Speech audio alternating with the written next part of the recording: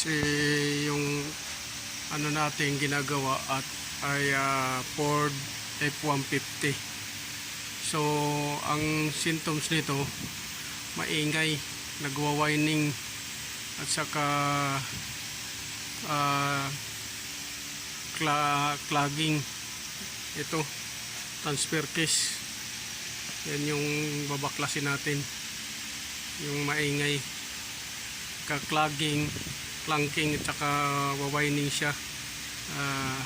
Cluttering yung ano niya, parang nagigiling ng bato.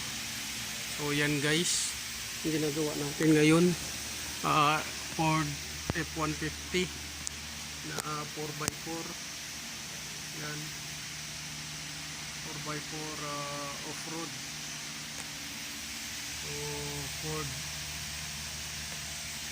F-150 yan. So yan yung ginagawa natin ngayon guys, para palitan yung ano, yung Ford, yung transfer case niya dyan. Ito, tatanggalin ko to, transfer case. So una nyong gawin, ibaba nyo yung propeller shaft. Yan, tinanggal ko na dito yung propeller shaft.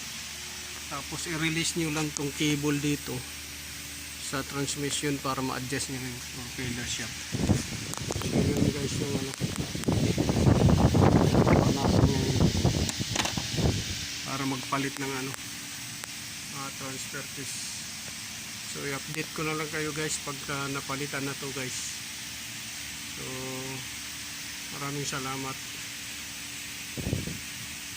So ang problema nito guys, maingay siya pagka hihinto ka tapos arangkada ka, nagwa-whining siya tsaka may knock noise. So yan yung symptoms. So transfer case guys yung failure doon guys sa ginawa nating diagnose.